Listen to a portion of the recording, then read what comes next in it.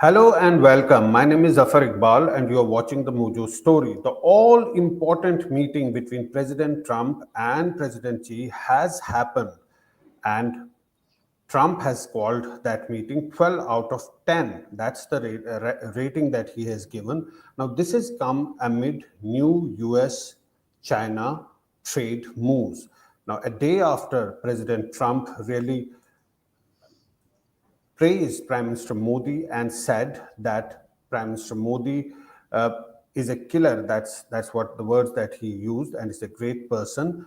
Trump is now meeting with the Chinese president, and Trump is basically again saying that he has a good equation with the Chinese premier, and they are out to do a deal that is a pet word of President Trump. In all the conversations, he eventually comes to this point of making a deal with his with other leaders, world leaders. That's what he's been saying. To discuss more on this, we're today joined by an eminent panel. If I may introduce my guests, we're joined by Lt Gen Raj Shukla and also Ambassador Veena Sikri. Welcome to Mojo Story. Both our guests, welcome. If I may start with you, Lt Gen Shukla, what is the sense that you get of uh, Trump-Xi meeting, and Trump really calling it 12 out of 10? Weird as Trump himself, 12 out of 10. But having said that, I think, I've been following the reports through the day, both the American and the Chinese side. While the Chinese have been restrained in their remarks, if you look at the issues, I think it's not a bad deal. Right. My understanding is that the tariffs have been lowered by 10% for the assurance that the Chinese have given that they will do all that they can to stop the flow of fentanyl. So that's one. The other issue is very clear that the rare earths roadblock seems to have been resolved for the moment, 1 year agreement. And that is also the time I'm told the Americans need to get going with the processing of their own rare earths. So it is, this quid pro quo on fentanyl and rare earths. The other thing is the Chinese assurance that they'll buy soya, some other farm products, energy from Alaska. So those are the other three significant, shall we say, payoffs. There is no final deal on TikTok, I note. The issue of ownership transfer to an American company, control of the algorithm with BYD. I didn't hear anything from either at least the Chinese readout or Trump's press gaggle on Air Force One on that. On the high-end chips, which was the other sticking point, what I've heard is that there has been some forward movement, and basically Trump has said that they will speak to Jensen Huang, NVIDIA, who's been actually making this case that the Americans must sell chips to China so that the overall tech stack as far as chips is concerned is American and not Chinese. Right. So I think it is not a bad deal. Things seem to have moved forward. Two more points I'll add. Now, if you see in the manner in which Trump and MAGA have negotiated deals, it is a lot of tough posturing, quid pro quo, and ultimately getting a deal. So I think the Indian deal will also follow some similar path. And you already had some, shall we say, good omen by President Trump describing our Prime Minister as somebody with killer looks and all that. That seems to be an edifice for a good deal to follow. And the larger point I would like to throw up, and I'd be delighted to hear what Ambassador Sikri says. It seems to me that Trump's foreign policy is finally working. Right. I mean, he's claiming that about $10 trillion of investments have come. Maybe an exaggeration, but definitely $4 to $5 trillion. Domestically, There has been no major pushback. Even the courts now seem to be giving in to Trump's policies. So I think he has pulled it off, despite all uh, the, uh, the the doubts we had. And I don't think any country he has a major problem. Even the Brazilians, I was surprised. The first meeting he had was with the Brazilian president. So, despite all the tough posturing, he does talk, he does give and take, do some give and take. So, overall, I think the Trump foreign policy is working. I don't know what Ambassador Sikri thinks. Right. We'll hear what Ambassador Sikri has to say, but let's first hear what Trump had to say after meeting with the Chinese leader.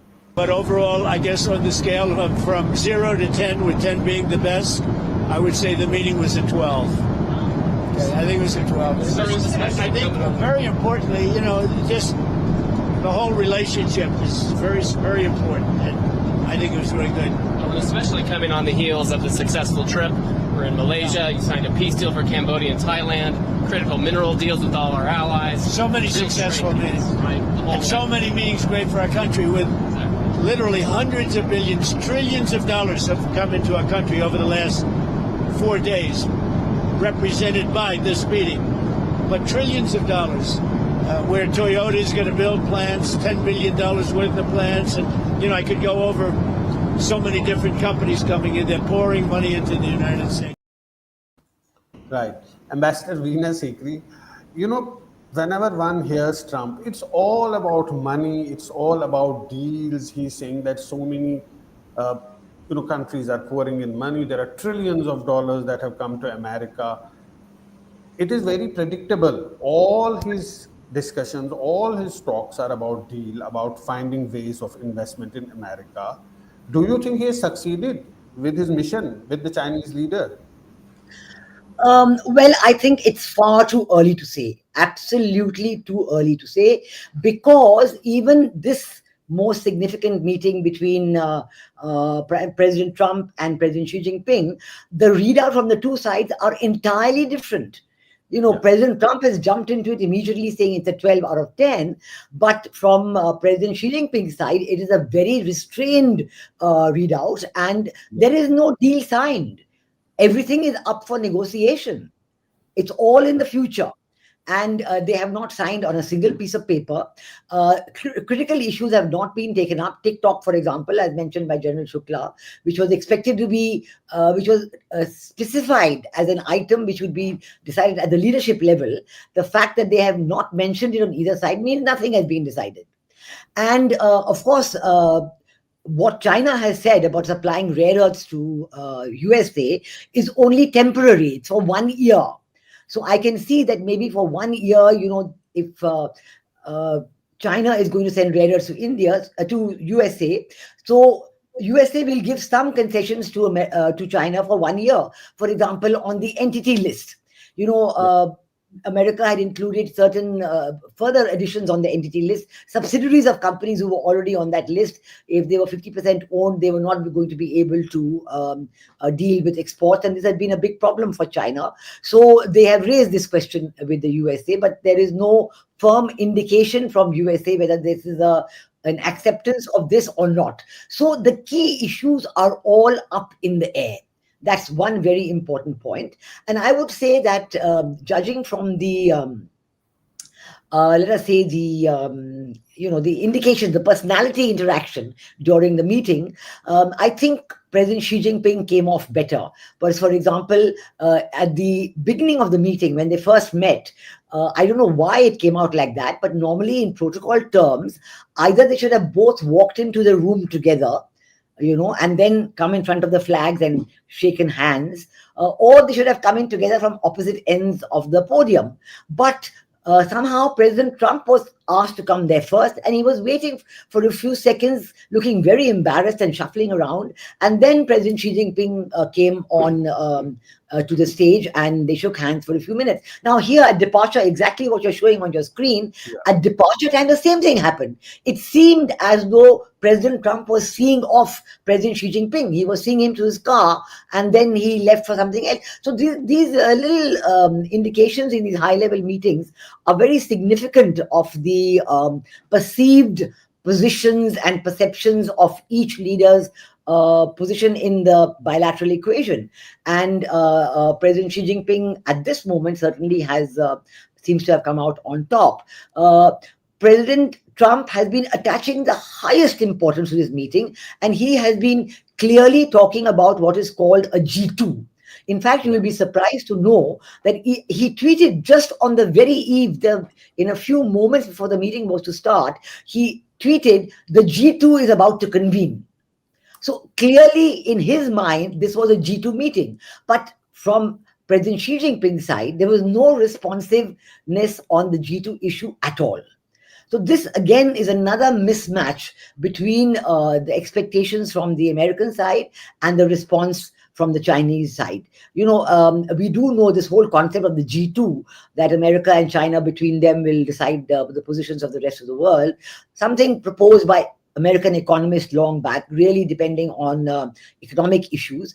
And many in the Democratic Party had taken it up, like former President Obama had been a great supporter of the G2. China had at that time proposed it to America, and the Democrats had supported it a lot. But President Trump in his first term certainly had no support for the G2, and he kept talking about China as a strong rival, as a competitor, as somebody who almost had to be contained, as it were, and the role of India in kind of the whole situation around China. But this time around, it is President Trump who is talking more and more about the G2, and he certainly visualized this meeting as a culmination of the G2, or almost as a coming into existence of the G2. And as I said, the tweet that he gave on the eve, seconds before the meeting, was very surprising. One assumed at that time that maybe China has accepted and there's going to be a document to say what it is all about. But that was not the response at all. So again, whether the expectations from the American side were higher than what President Xi Jinping was prepared to deliver at this time, whether President Xi Jinping still has a lot of cards in his hand that he is going to use over time. Even the reduction of the tariffs, this is only on fentanyl. And it is very surprising. Why should tariffs be reduced on fentanyl? Because fentanyl and fentanyl precursors are something which is harming the American economy immensely through its impact on the individuals, including youth and others who are falling prey to this addiction. And it's a very, very harmful drug. And the imposition of tariffs on fentanyl precursors was meant to actually not only hurt China, but also to make it more difficult for people in America to get it. So why, out of all the items, the fentanyl tariffs have been reduced is a little mystifying. It's been brought down to 10% just for that one item. So the overall, from 57%, the overall percentage of tariffs on Chinese goods still remains 47%. Which is high.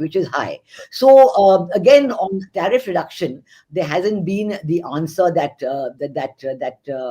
China would have expected. So I would say that a lot of negotiations are still ahead, because if the negotiation had been completed, a document would have been signed by now, and we would have had something, at least a document, a statement, a joint statement, an indication of intent. Nothing. There's nothing on that, except that President Xi Jinping said, yes, we are big countries, there are bound to be differences, etc. He didn't give any hope of any differences being resolved. So I think that one has to wait and watch very carefully where this is going to turn out. It may still be that some items are under negotiation. There is a lot of issue on technology. Yes, there is a talk that Jensen Huang of NVIDIA is going to negotiate with China on supply of some of the chips. But again, this is going to be part of the deal. So what is the deal going to be wholly? Whether it is going to really come out as a G2 and so on, or whether it is going to remain as it is for some more time. Maybe it'll happen in April, because now President Trump has said he's going to go to China in April. Maybe that's going to be the time when the deal will be announced. Obviously, it's being pushed down the road, clearly. For the next 4 or 5 months, you're not going to have anything except negotiations. And maybe when President Trump goes there, something will be announced, and maybe that'll be good for President Xi Jinping, to show that President Trump has come there, and so on. So I would say that everything is open. A lot of things, most things are open. A lot of things are not discussed, including TikTok, including many technology issues. On the entity list, there's no response from America yet on transshipment, and so there are many issues still which are there. And I would like to say also on the question of what President Trump is saying about trillions coming into America. Yes, the tariffs have produced a large amount of money for America, and since his farmers are in a very bad way, he's already promised a large amount of that money to his farmers who have been suffering by lack of purchases of soybeans from China and so on. China has now announced purchases of soybean, but I presume it will be part of the deal. So it won't happen immediately. It will be part of the deal. So maybe it will happen by April or something like that. So there are many, many issues. And even in Japan, even in South Korea, there has been a pushback. Now, for example, Prime Minister of Japan, the first lady Prime Minister of Japan, she was very warm and welcoming to President Trump. But we do know that on some issues she has pushed back. For example, she has said that on LNG, she is not going to cut down her purchases, Japan's purchases of LNG from Russia. She said we have cut down on purchases of oil. On LNG, we depend on Russia for as much as 10% of our LNG imports, and we are not going to be able to cut it down. Now, here comes the question. On China is the largest purchases of petroleum and petroleum products from Russia. No mention of tariffs on China for that. Yeah. It is very interesting that there is no joint statement. General Shukla, the fact is that it's okay. President Trump said that 12 out of 10. But the proof of the pudding, as they say, is in eating. We don't know exactly which way the talks have been. If you can see the body language, he seemed to be more positive. He seemed to be more in control. Trump seemed to be a bit tense. But I mean, all of this, India is closely watching the developments that are taking place. These are fast-paced developments that are happening. And today there was a press conference by the MEA. It is specifically asked to the MEA spokesperson about the Russian oil. And he again put out the Indian point of view. Let's hear that before we can go further. We are studying the implications of these sanctions. As we have said this before also, our decisions that we take naturally take into account the evolving dynamics that is there in the market, global market. Our position on the larger question of energy sourcing is well known to you. In this endeavor, we are guided by the imperative to secure affordable energy from diverse sources for meeting the energy security requirements and needs of 1.4 billion people. Right. General Shukla, do you think that India is slow in its responses? There is no change as such in the basic fundamental stand of India that was that we will take oil where from we'll get it we get a better deal. But again, there's nothing to offer to Trump that Trump can go about and say that, see, I have been able to do there's some success as far as India is concerned. Don't you think that the world is moving at a very sharp, very fast pace? And this Trump, on one hand, he's praising Prime Minister Modi, he's calling me killer, a great guy. On the other hand, he's put so much of a tariff on India. There is a mismatch. I think that the team that is negotiating with the US, do you think they are on the right track, or some change need to take place to suit the way that Trump is dealing with the world leaders? So, before I come to that, while the deal may not have been signed, on the 4-5 issues of nitty-gritty, both sides have said the same thing. Let's take fentanyl. The Americans had put 20% tariffs when the Chinese were sticky about fentanyl. Now that President Xi has given some assurances, usko 20 se 10 kar diya, aur rare earths le di. Soya bean is an assurance which the Chinese have admitted to. Farm products, energy from Alaska, chips negotiations. So why I'm saying it may be a reasonable success, because both sides on the nitty-gritty have said the same thing. That is one point I would like to make. However, while the weather may have improved, the long-term climate will certainly not change.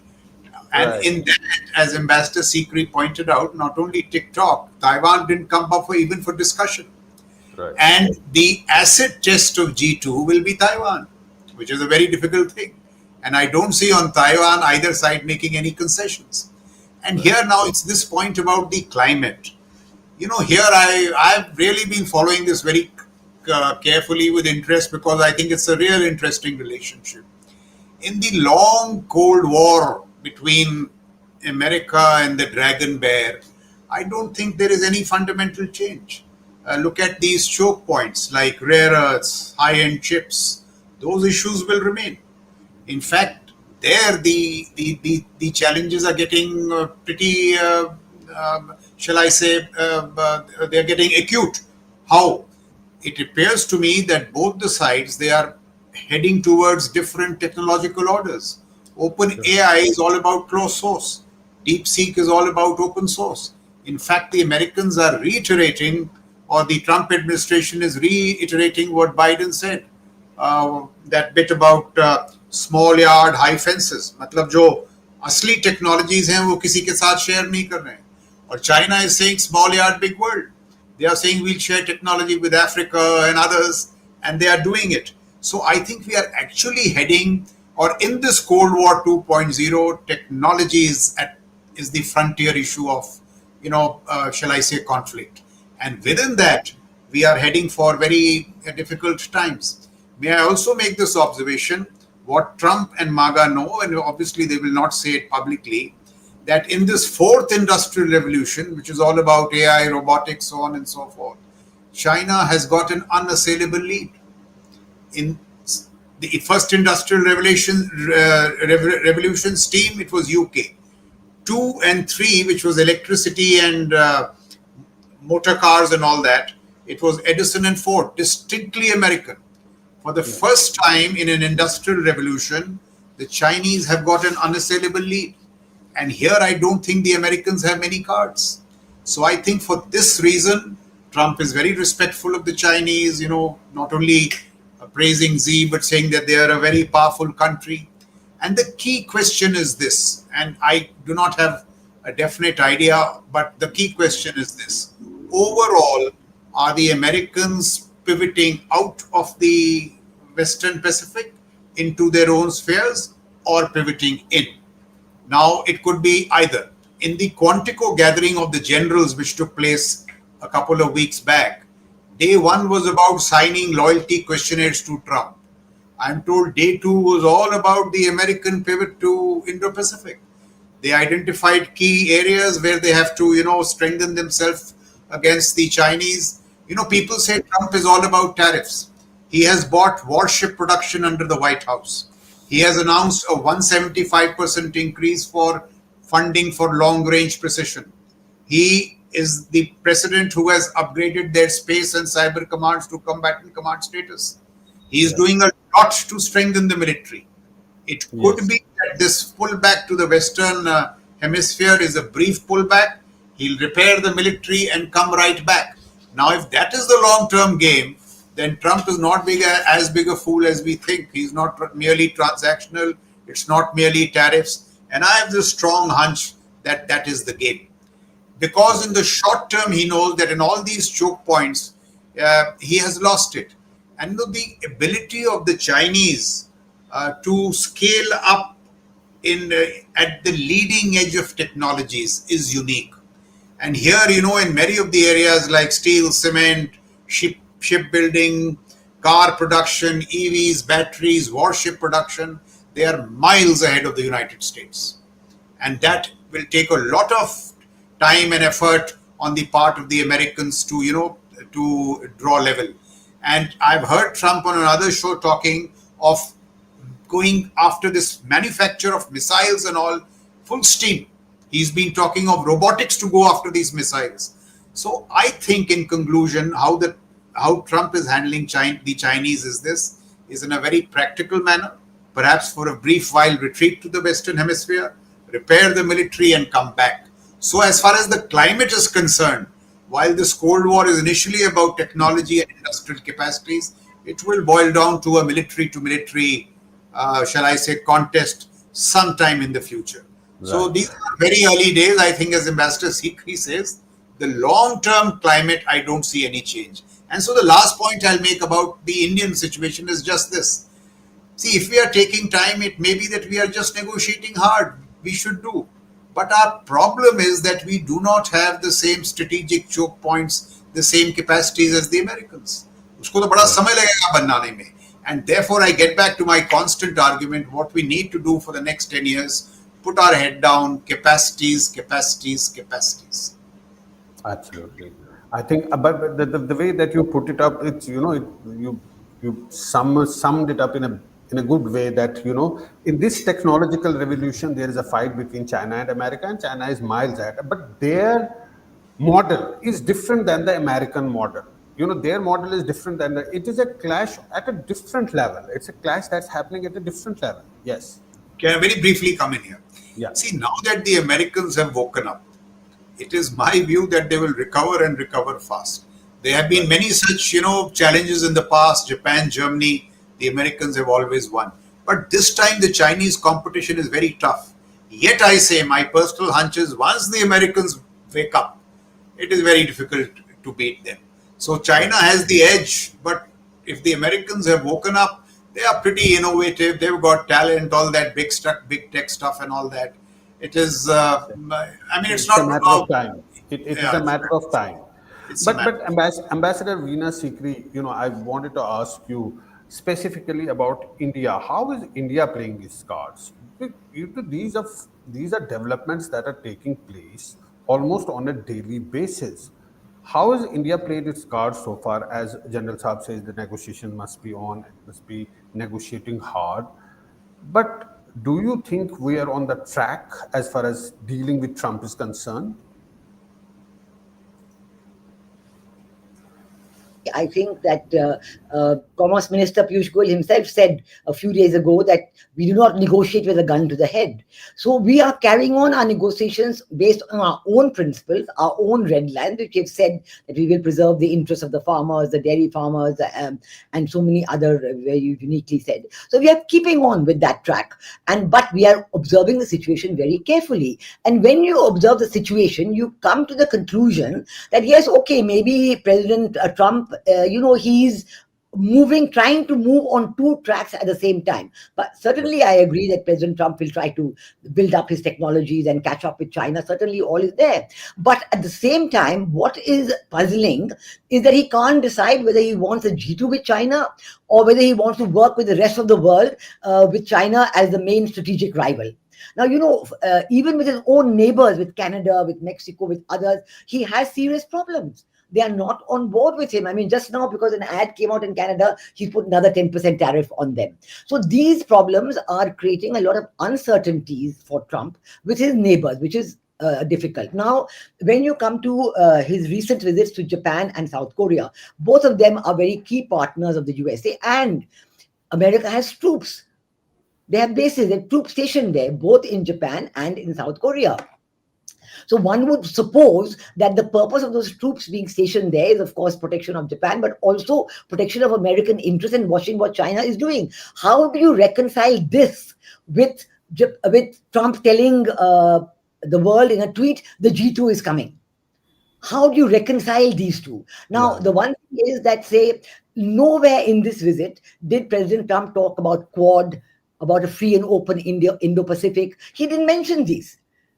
It was not there in his press conferences, nowhere. Now, we all assumed that, yes, he didn't mention it because he was going to meet President Xi Jinping. And these are issues on which President Xi Jinping is very sensitive. So in the interest of getting his G2 together, he was not mentioning these things.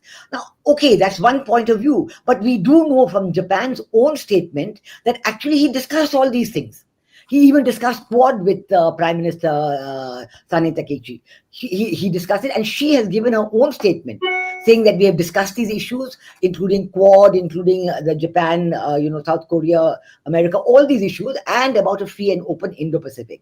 Now, when Prime Minister Takeshi is herself putting out the statement, obviously this has happened. So he is talking to President Xi Jinping about a G2, but talking to Japan and perhaps even South Korea about a free and open Indo-Pacific. It creates a kind of a two-track level of discussion and decision making. We do not yet know which track is going to prevail. And this is where countries like Japan, particularly, everybody is uncertain. Now, we do know that the Prime Minister of Japan telephoned our Prime Minister yesterday.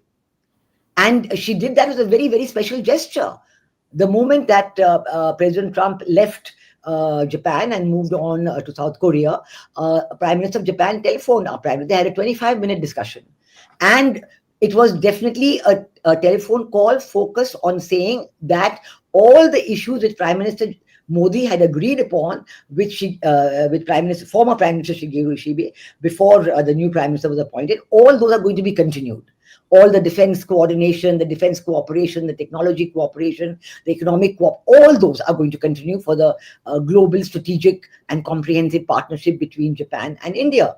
So these are all indications of another kind, that President Trump has discussed these issues. These issues are being discussed with India. So, this is, we have to take on board all these things, and we have to quite correctly go ahead with our Atmanirbharta, our move towards Viksit Bharat 1947. Touchwood, so far it is going very well. We've achieved 7.8% rate of growth, and I'm sure that's going to continue. IMF and World Bank themselves are talking about more than 6% rate of growth for next year.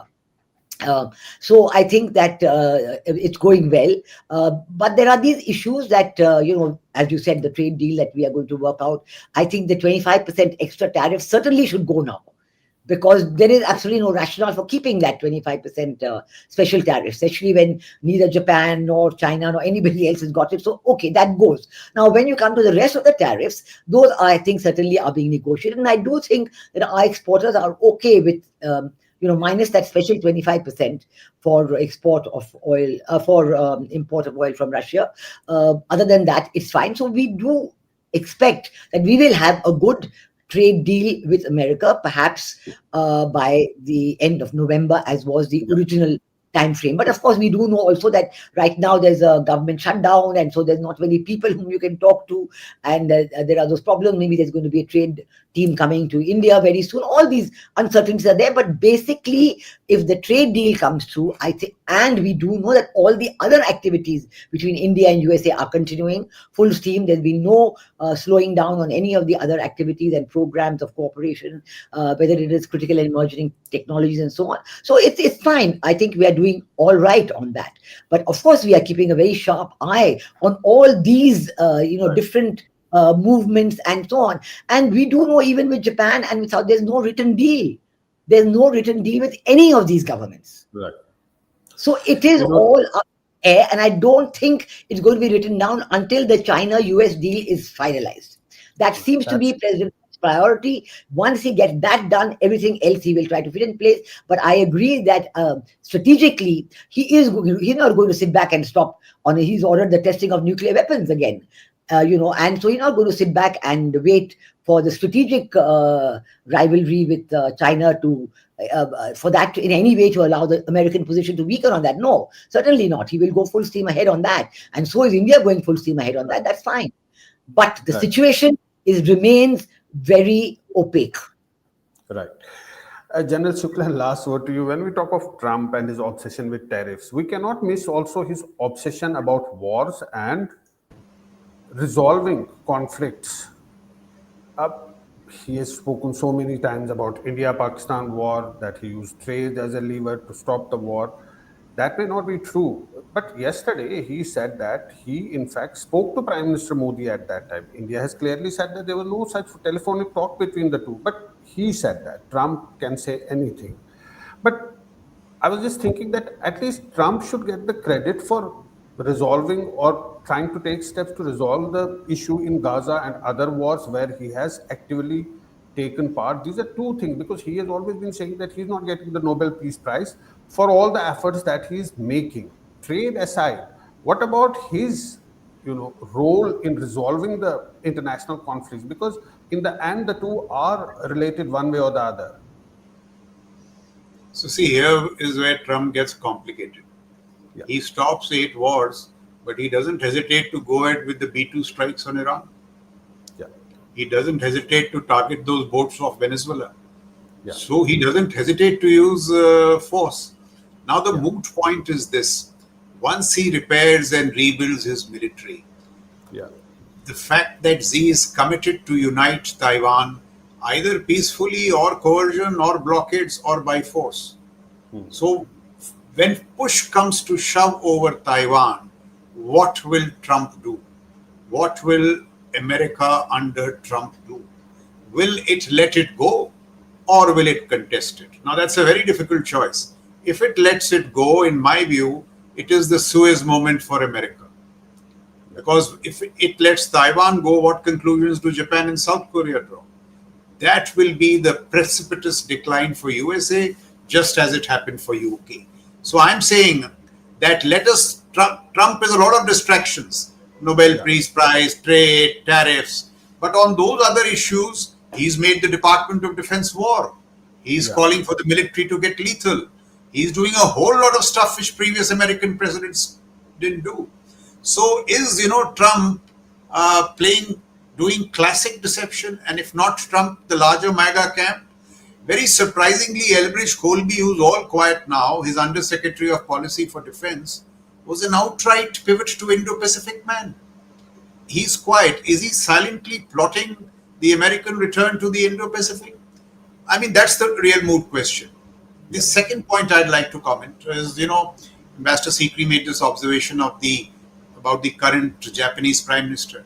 Well, she's a protege and a favorite of Shinzo Abe. And if she's a favorite of Shinzo Abe was very gung-ho about the Quad in terms of strategic military capacities and not vaccines. Right. Now, if it is strategic military capacities, China gets balanced. If it is vaccines, China will not get bothered. So we have to make up our mind what Quad is all about. It has to go beyond maritime domain awareness and all that. Otherwise, a serious player like China doesn't get deterred. That's the point about Quad. The point I'd like to make about trade is, I observed that the Chinese have signed some kind of deal with ASEAN on trade, which is close to $1 trillion, bigger than EU and America. So is India missing this great opportunity to our east by staying out of RCEP and all that? I mean, I understand the need to protect domestic industry, but at some point we'll have to engage with the world. Otherwise, we will never develop those long-term capacities, which will give us real economic and strategic heft. So I think the current deal, of course, we'll negotiate it well, but that is really not the point. The point is to develop these longer-term capacities in economics and technology in strategic military terms, because that is what this Vikasit Bharat dream is all about. Right. Ambassador Veena Sikri, you want to quickly come in before we wrap? Yeah, thank you. No, I just want to say very briefly that even on this whole issue of, as you said, that what he said about speaking to Prime Minister when we know that conversation didn't take place, India is being very mature about it. Our response is very restrained. We've said it once, it's known to the world, and we're not going to say it again and again. But the very fact that President Trump is saying this again and again, actually his own credibility in other parts of the world is going down. Now, let me say again about Japan.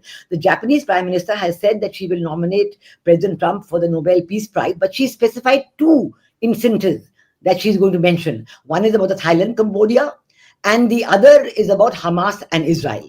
She didn't mention any of the other 6 or 7 or 8 issues that President Trump keeps talking about, and certainly she had no mention of India, Pakistan at all. So I think this is a sign of what it is, and we are going to maintain our sobriety and very careful observation of the situation. I think Quad, for example, whether Quad or no Quad, our agreement with Japan is very significant on maritime security in the Pacific. in the Indo-Pacific. Our agreement with Australia is very significant on maritime because we are going ahead with that, Quad or no Quad. We do hope that the Quad summit in India will take place next year, and we do hope that now that this this meeting is out of the way, maybe President Trump will say, I'll come after April. Maybe that's what he'll say now.